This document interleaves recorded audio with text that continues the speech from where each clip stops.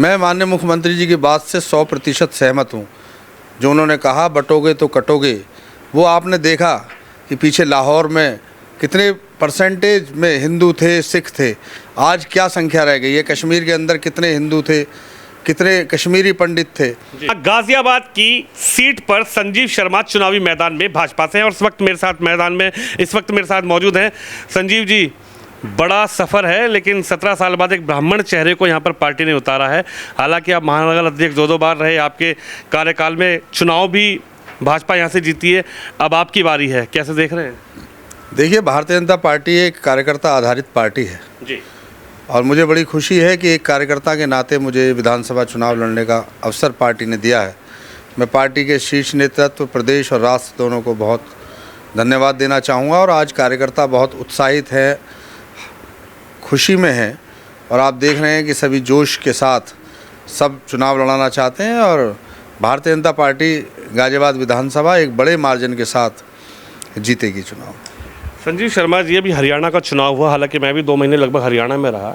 उत्तर प्रदेश के मुख्यमंत्री की डिमांड हर जगह पे है। जब मैं हरियाणा गया और मुख्यमंत्री जी की रैली को कवरेज किया तो उनके एक बयान को लेकर लगातार जनता में उत्साह नज़र आया।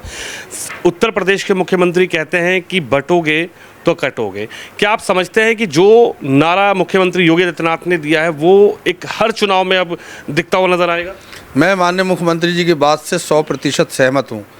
जो उन्होंने कहा बटोगे तो कटोगे, वो आपने देखा कि पीछे लाहौर में कितने परसेंटेज में हिंदू थे, सिख थे, आज क्या संख्या रह गई है। कश्मीर के अंदर कितने हिंदू थे, कितने कश्मीरी पंडित थे। उनका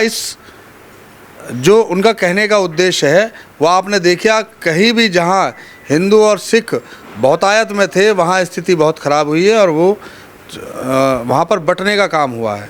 तो उनका उद्देश्य कोई कहने का मतलब आप समझ रहे हैं कि जिस भी जगह हुई है, चाहे कराची हो, चाहे अफ़गानिस्तान हो, अफ़गानिस्तान में भी 50% हिंदू और सिख थे और 80% व्यापार पे जो वहाँ पर व्यापार था वो हिंदू लोगों का था।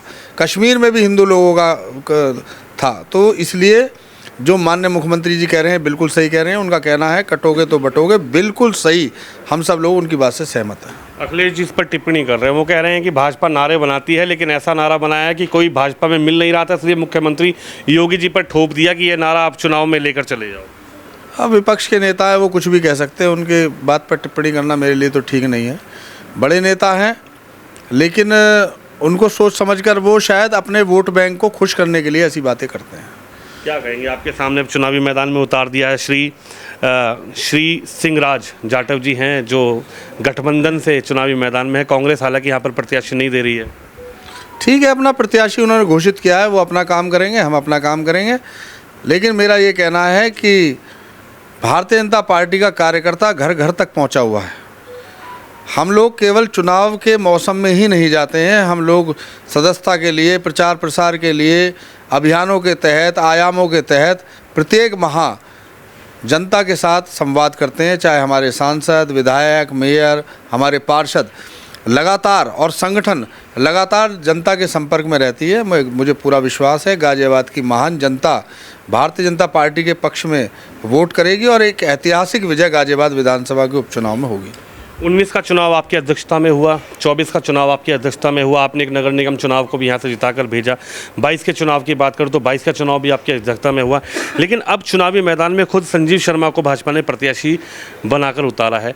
किस तरीके से देख रहे हैं? सोच रहे हैं कि कोई लड़ाई है बड़ी, या फिर अपना, जब कहते हैं कि डॉक्टर को जब अपने किसी बच्चे का ऑपरेशन करना होता है तो उसके हाथ काँपते हैं, क्या संजीव शर्मा इस चुनावी मैदान में, इस दंगल में कैसे देख रहे हैं अपने आप को? देखिए, मेरे को तो ऐसी कोई चुनौती नहीं लग रही है। 5 वर्ष मैं अध्यक्ष रहा हूँ, 3 वर्ष महामंत्री रहा हूँ, लंबे समय से संगठन का काम कर रहा हूँ। गाजियाबाद विधानसभा की एक एक गलियों के बारे में मुझे जानकारी है।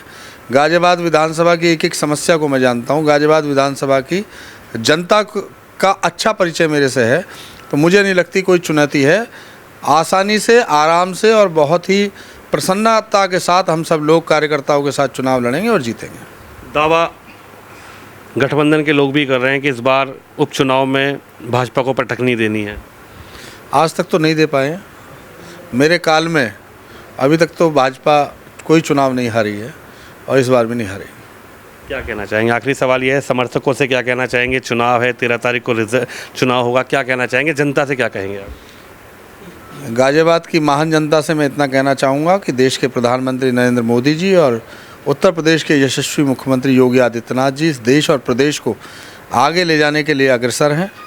भारतीय जनता पार्टी के हाथों को मजबूत करना है और मोदी जी और योगी जी की जो योजनाएं हैं, जो काम और जो विकास वो कर रहे हैं, उस विकास के काम को वो आगे ले जाएंगे और हमारे सभी कार्यकर्ता पूरी मेहनत के साथ, पूरी ऊर्जा के साथ, पूरे विश्वास के साथ इस चुनाव में लगेंगे और जीत हासिल करेंगे।